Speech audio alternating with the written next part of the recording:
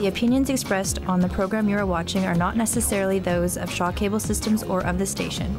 Through our access policy, we provide the opportunity for community groups and individuals to express their points of view.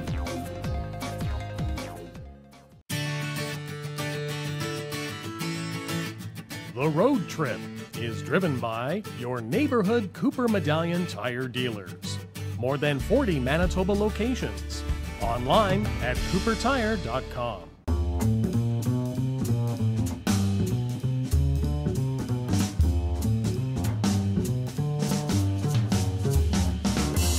Hi, welcome to The Road Trip. I'm Kelly Taylor. I don't know if I'm ready to say I'm Michael Clark in front of a Cadillac SRX, though. Don't know if I'm ready. Thinking about it. Well, I think you're going to have to come to grips with it pretty quick because you are Michael Clark and you are in front of a Cadillac SRX. And this is the road trip. But you know that I tend to have this issue with arts and sciences. Arts and sciences design, which of course begat such vehicles as the Cadillac CTS. It's getting detailed over there at Blue Ocean. But I am trying really, really hard with this one. And, you know, there's a lot of exciting news that's coming with Cadillac, especially with the new ATS, the BMW 3 Series Fighter. So when I see something like this, I know where it came from, but I don't know how to explain this. I think I might like this one. Really? I think we've made a breakthrough here. It's definitely not a 12-step program. I will say that much. Now, of course, we have known this vehicle for quite a few years now. We remember the original SRX, which was basically a point, click, and drag of a CTS and essentially turning it into a wagon. Now, I like the CTS wagon, of course, that does exist. Well, I guess we have to call it touring. But what I like about this is that since 2009, it was definitely a major departure from what we saw from the other Cadillacs under the Arts and Sciences halo. So it really does kind of speak to me in that. It really is trying to be its own thing. I get that. I appreciate it. We'll find out in about 29 minutes if I love it. Well, remember how we used to say things that were like the Cadillac of this or the Cadillac of that when we were talking about the cream of the crop? And then remember how there was a period Cadillac went through where you really couldn't say that anymore? And, you know, even Cadillac admits that they had a period, a dark period in their history. And I think that Cimarron. Yes, well, I think the dark period was, what, the 70s, the 80s, the 90s, and the parts of the 2000s.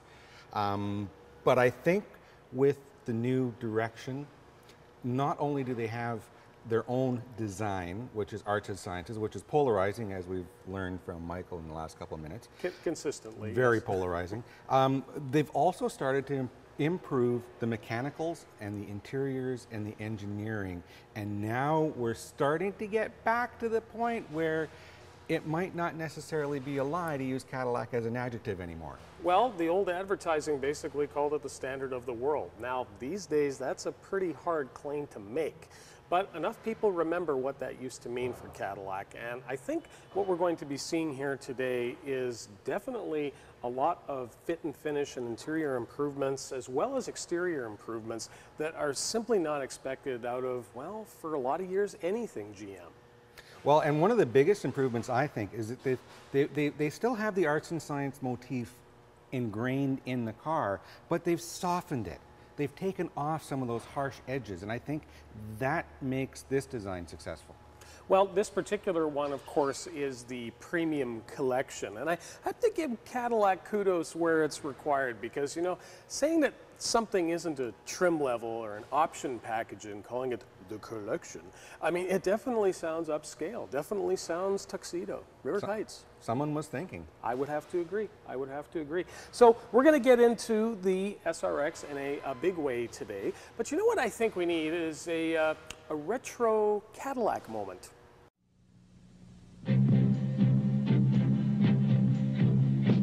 This one is the leader. Only one can be the leader in popularity. In the model year that has just passed, purchases of Cadillacs were over double those of the nearest competitor. Cadillac. Only one can be the leader in resale value. This one is the leader. Cadillac traditionally leads all U.S. car makes in resale value. Only one can be the leader in owner loyalty. And the percentage of repeat buyers for Cadillac is historically the highest in the automobile industry. This one is the leader. And for 1974, Cadillac leads with the greatest choice in the luxury field. 9 basic models, plus new special edition cars. This one is the leader. Only one can be the leader. Cadillac 74. More than ever, America's #1 luxury car.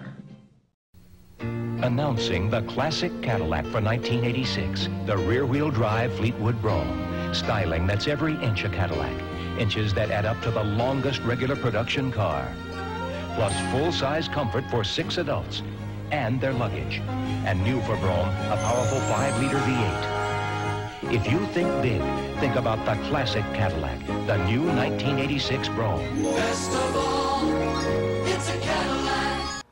Well, you know, Kelly, I've said it before and I'll say it again. When it comes to the powertrains and such that go into GM vehicles, I mean, you think, of course, about the quintessential small blocks, and of course, those have grown into LS Series V8s. But when it comes to the engine that's really powering the new generation of GM, and if you're talking 6-cylinder, you're talking a 3.6 liter, much like the one that we see here in the bay of this Cadillac.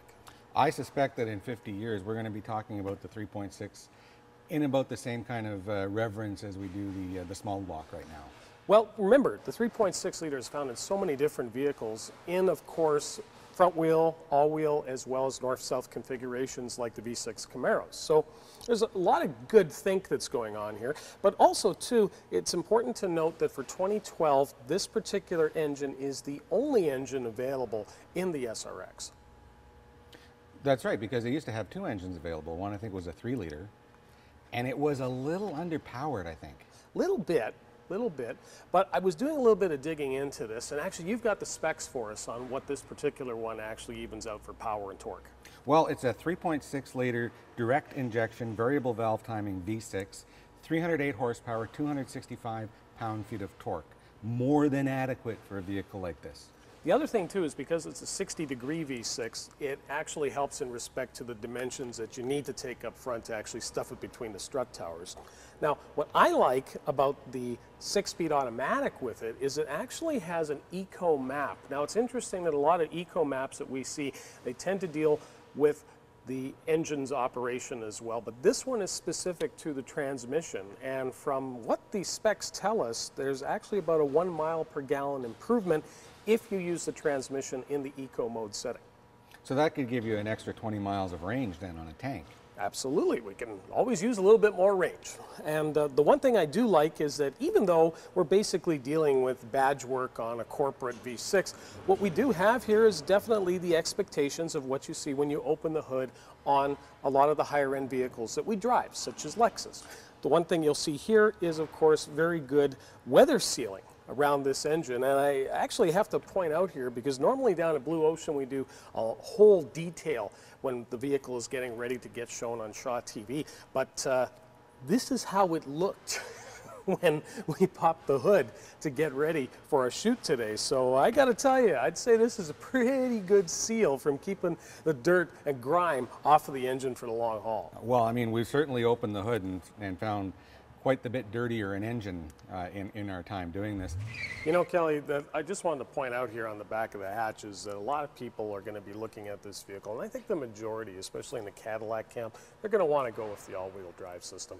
Hence the little 4 next to the model number, which is now sort of the Cadillac standard for indicating all-wheel drive. Yeah, that's why we're as knowledgeable as we are, because we know what the 4 means. But the one thing that I do like here is the, well, bit of a performance presence here, and I mean, take a look at those finishers for the dual pipes. I mean, this is definitely an aggressive look for the back end of this Cadillac SUV. You know, this reminds me of Bill Cosby.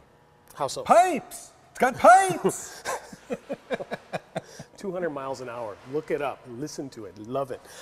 What I do like is that when you get into SUVs and you get into towing packages, what tends to happen more often than not is you've got this big gaping receiver and your pin connectors there to really not impress anybody. It doesn't look attractive. But what you actually see here, this finisher panel pops off, and that's where you've got the receiver and your plugins. So 3,500 pounds, not too shabby towing.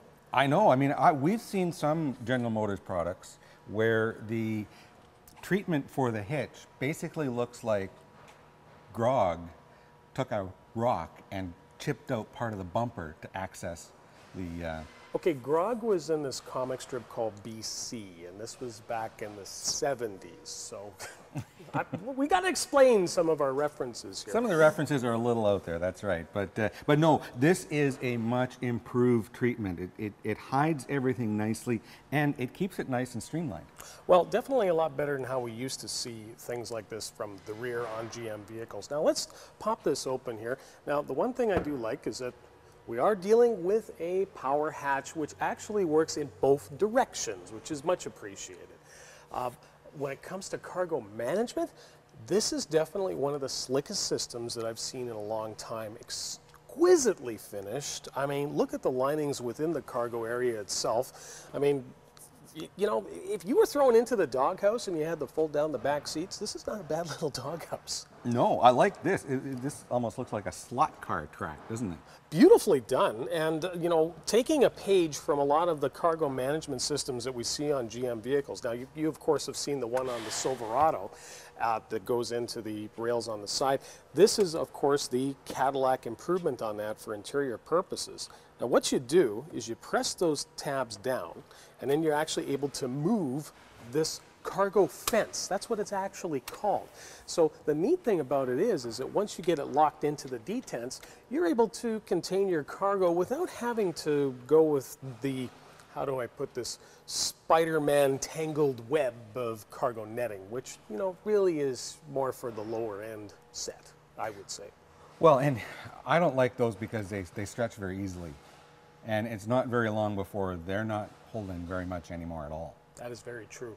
Now, if you take a look up top, the one thing that you'll see is the control to, of course, lower the hatch, but this is something we've talked about quite a bit on the road trip, and that is having a hatch opening that has power struts, which is what we have here, actually the one big power strut on the driver's side that handles the lowering and also opens it. Now, the one thing that we like is when it doesn't have an additional panel or additional bunion on the side that's taking up and getting in the way of your cargo needs. I like the way it's, you know, it hides itself when you close the door. The other thing that we should point out too is that there's also a little button where if you've got a garage where you can't really open it this high, you can set it so that it will only open this high or almost anywhere you want it to open. And then that way it doesn't scratch when you open it and it doesn't bounce off your garage door. It's actually controlled from the driver's side door panel, so you can set it to the specific opening that you need. So depending on whether or not you have, of course, a large or small garage or parkade opening, you definitely have the abilities to change that up. What I also like the ability to change up here is the cargo area cover. Now, depending on the size of cargo that you do get into the back here, there's always going to be that concern about pry bar eyes. So what I like is that you can actually have it lowered to this position and then take it all the way up. But when you have it in position, the one thing that you do have when the hatch is closed is no way to see inside. So that's definitely appreciated. Now, the one thing I'm going to do here is push this forward just a little bit so we can get inside the cargo area for, look at that. I mean, just even the integration of the handle here for this particular cover, very nicely done. And what is also nicely done is just even little things like this to keep this particular cargo area cover open.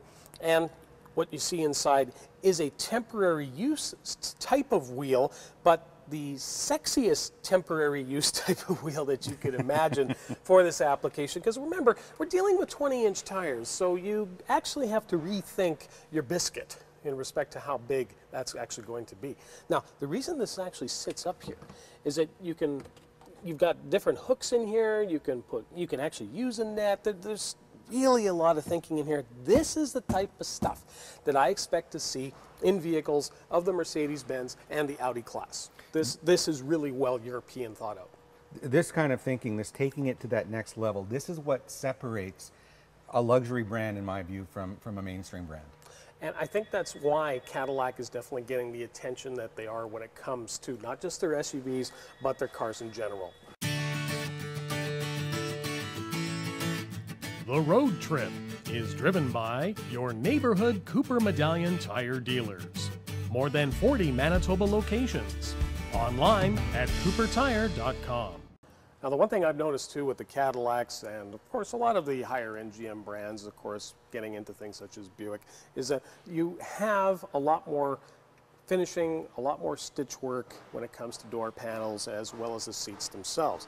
Now, the one thing that's also nice to point out is the use of woods. And I mean, we've really moved away from the days of simulated wood, and practically every manufacturer who's offering wood now, it's real wood. So I got to tell you, I can't tell the difference either way. I mean, I would almost like to actually have a little bit of more texture on those types of woods, which some manufacturers are getting into. But what I also liked here is that even though we're dealing with a Cadillac panel, there's quite a bit of functionality here. We've actually got 2 trays on the back doors, and it's definitely exquisitely done. Plus, you've got the stainless steel trim along the sides for the kick panels. The one thing that I also noticed here too is that even though it's an SUV and a Cadillac, because there's always that concern, do you go with body color along the bottom? Do you go with a finisher that tries to keep the gravel and the road rash away from it? And this is actually well done, because my concern with a lot of vehicles when they go this route, sometimes they just go way too plasticky and way too black and too far up the body. But this is definitely not one of those vehicles. And then it just looks all wrong. Yeah, it definitely does. How's the comfort back there? Comfort's actually pretty nice. There's a couple things that I really like about it. One, they wisely avoided going to a 3rd row in this vehicle. Thank you. There wouldn't have been any room for it, and you wouldn't have been very comfortable if you did. The rear seats recline a little bit, which is always a nice touch. And I notice over here that in this particular premium model, the rear seats even get the seat heaters. You've also got, of course, the HVAC controls for the rear passengers, so they get to adjust the temperature just the way they like it, and also even audio source, so they're able to tune in their particular tunes. I'm not a big fan of those mesh pockets, though. That kind of seems a little half-finished to me. It is a little Chevrolet, I think, right? I would agree, but the one thing I noticed, too, is that when it comes to the seats themselves, I mean, I got to tell you, the stitch work and the quality of the leather that GM is using now is definitely worth talking about. I was going to point out, too, that you do have the power outlet on the back here, as well as an additional storage cubby, and 2 proper cup holders in the center flip-down console for the rear. Well, Kelly, the one thing that I've noticed here is there really isn't anything that I would call a cargo embargo if you really need to haul some very large items in the back of this Cadillac SRX. Well, it's very nice that what they've done is they've incorporated a system that allows the seat bottom to get out of the way when you fold the seat back, and that allows for this nice flat load floor, which I think is a big improvement over a lot of crossovers where, you know, you end up with the seat up here, or maybe you got a little bit of you know, Hot Wheels ski jump action going on. That's not very good. They lock in place. Yes, which is very much appreciated. The other thing, too, that we should point out when it comes to those type of ski jumps when you fold the seat backs down, more manufacturers really need to start thinking about that, because it's really hard for people to get around this idea of fold flat when it doesn't do anything like that. When it doesn't fold flat, you can't really call it fold flat. Not to mention, you know, what happens if you have, you know, a seat like this, right, and you've got something back here, and next thing you know, you hit something. Ooh, that goes into your brain. That would not be nice. Would not be good at all. The one thing that we noticed here too is that we've got robust cargo tie-down points within, so if you do need to strap a couple of things in, you're able to do that. And there's actually an additional optional cargo separator that goes into the roof panel as well, and you can see that on the back portions as well as up here. So, you know, basically able to help contain things, because, you know, I think a lot more road warriors might be thinking about getting something like this to haul around their samples of adding machines and blenders. Now, what we talked about with the rear doors continues up front with the SRX. You've got the 2 levels of storage compartments, smaller one up top here, which actually has a little bit of a rubber pad which can come out. You can actually clean that so you don't have gribble in there for the life of the vehicle. Plus, you also have the lower compartment which has the angled bottle holder. This is also where the control lives to adjust the hatch opening, so if you're looking for that. Now, the windows, of course, naturally the auto up and down variety. We get inside. Before we get inside, let's take a look at the power seats here. You've got 2 memory positions as well as full power actuation, including power lumbar. Kelly, you've got power lumbar as well as full power on the other side too, don't you? Yep. Fantastic. Yeah, the passenger seat gets nice lumbar support too. You know, as I say, definitely a lot better quality of leather than what we normally expect to see in GM vehicles. Now, take a look, of course, at the wood grain because it continues through on the premium, and you get the wood treatment up top on the steering wheel, definitely expected for this type of luxury vehicle. So the one thing that I've noticed here is that we do get the heated steering wheel. Definitely appreciate that. Well, actually, that is standard on all but the base model. Wow. Which is a nice touch. Heated seats are standard on all but the base model as well. Not only that, and this is a major plus, especially when it comes to our incredible summertime temperatures, is the ventilated seats. And folks, if you haven't had ventilated seats, you've got to try them because they take all of that heat out from your back, and it really makes for comfortable highway cruise. You know, Kelly, we talk a lot about the use of soft materials inside a vehicle, and the one thing that we did notice here is that we've got it where we need it for those touch points on the SRX. But what I like is that we're integrating other things. Like, we're not just getting the wood treatments, we're also getting the technical metal treatments. Take a look at the surround here for the radio controls, navigation, as well as the HVAC. Exceptionally well done. Well, I think that's one of the reasons why I'm not totally turned off by the wood in this vehicle. Sometimes you get into a vehicle and there's so much wood there, it's like, oh, please give me a break. But this is nice and harmonious, it blends, and no one element overpowers any other element. What I do like on the SRX is the use, of course, of the full panoramic roof for first and second row. You know, it's kind of becoming expected at this particular level. Oh, and apparently I seem to have jammed it against the cameraman. I'm sorry about that. See, now it works, you see, once you get it out of the way. But if you have a cameraman in the back of the SRX, make sure that his boom microphone doesn't jam against it. But that also is important to note, that if you have a cameraman in the back of your vehicle, which of course, who doesn't, you have this soft material, and I have to admit, even though it's just basically a glorified blind that goes over it, it actually has quite a bit of heat reducing properties. So you really don't get baked in here if you've got that cover over top of you. That's a nice touch. Now, I think the pièce de résistance on the dash is the navigation screen. And shall I raise it for you? Please do. Okay, so all we have to do is press the nav button here and ta-da! We actually get the navigation screen to come up. Now you can have the screen up depending on whether or not, of course, you have the audio system on or any of the other controls that you would be looking for. What is coming for 2013, though, on the Cadillac SRX, in fact, first going to be seen on the SRX, is the Q system.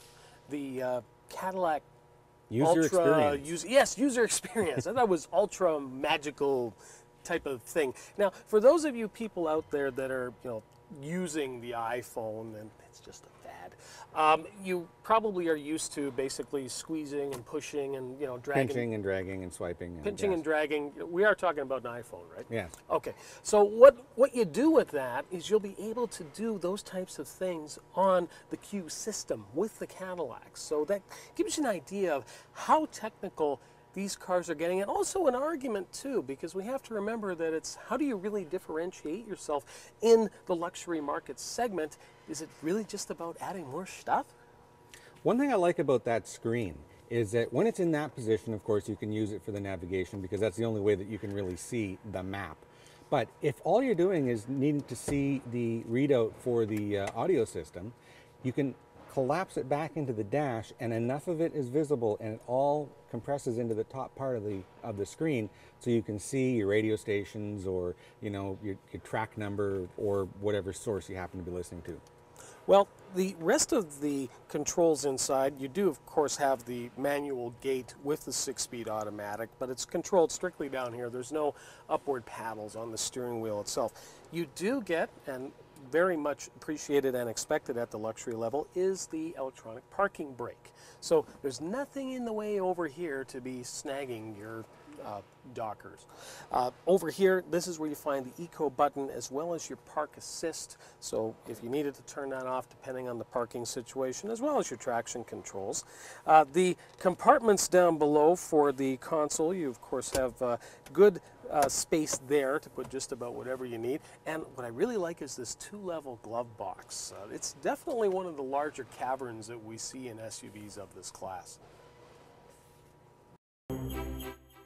And now it's time for Road Trip Trivia. What was the first year for a front-wheel drive Cadillac model? Email your answer to honkyourhorn@live.ca. The winner will receive a deluxe engine shampoo from Blue Ocean Auto and Boat Detailing. A clean engine runs better. Plus, a $50 gift pack of Manitoba Lottery's Scratch to Win tickets. Well, Mike, we've been all through this vehicle. We've been inside, we've been outside, we've been under the hood, we've been in the back. I know, I keep having to clean up your smudge marks here. Have we convinced you yet? Well, how many other vehicles have you seen me polish on the road trip as of late? Oh, you missed a spot. I'm working on it. I'm working on it. Oh, another one right there. Oh, Taylor. Okay, but here's the thing. When it comes to arts and sciences, and I think of the original incarnation of arts and sciences, and that, of course, is the Cadillac that's sitting right behind us, the first gen of the Cadillac CTS. I appreciated the fact that Cadillac moved to a different direction, but my biggest problem with those vehicles and why I haven't liked arts and sciences for a long time is that I don't think it was finished. I thought that they could have gone farther when they brought that car out. That's my rant on arts and sciences. That's why I don't have a big love for it. But now, with the way that they've evolved into it, this is actually starting to speak to me.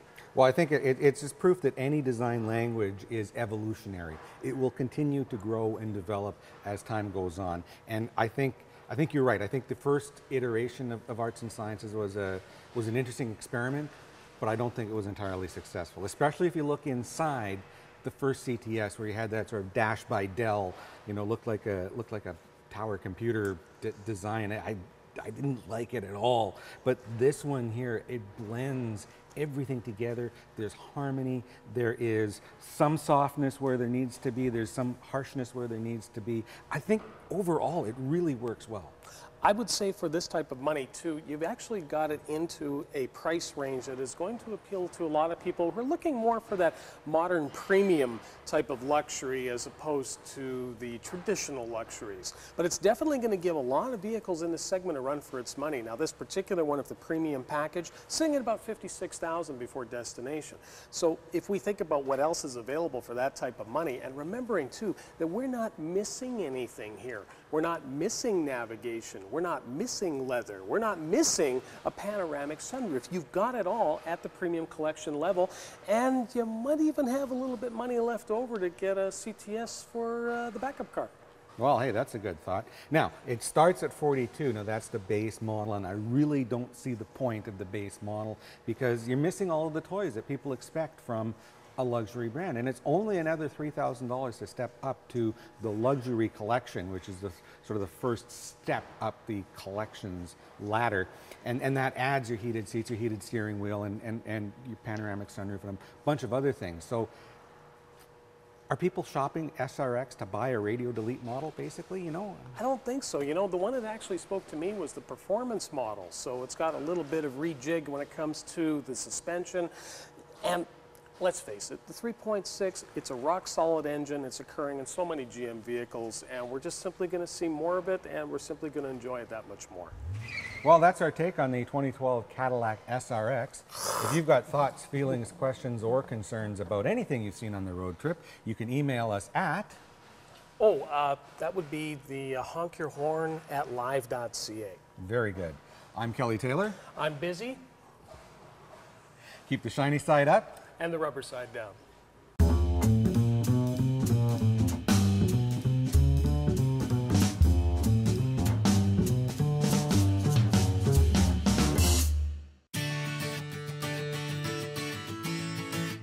The Road Trip is driven by your neighborhood Cooper Medallion tire dealers.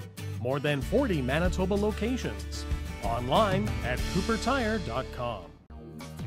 The opinions expressed on the program you have just watched are not necessarily those of Shaw Cable Systems or of this station.